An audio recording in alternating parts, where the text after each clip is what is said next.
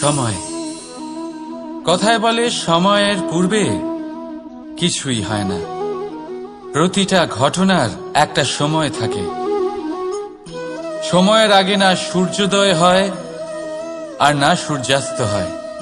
সময়ের পূর্বে গাছে না ফুল ফোটে না ফল ধরে।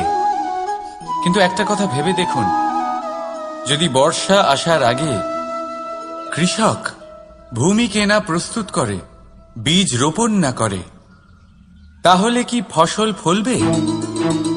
যদি কোনো যোদ্ধা যুদ্ধের পূর্বে নিজের অস্ত্রের ধার না দেয়, তাহলে সে যুদ্ধ কি করে লড়বে? এর মানে এটাই হলো যে সময় আপনার যখন আসার তখন অবশ্যই আসবে, কিন্তু ততক্ষণ এটাও গুরুত্বপূর্ণ যে আপনি নিজেকে তার জন্য তৈরি রাখুন। কারণ এই সুযোগ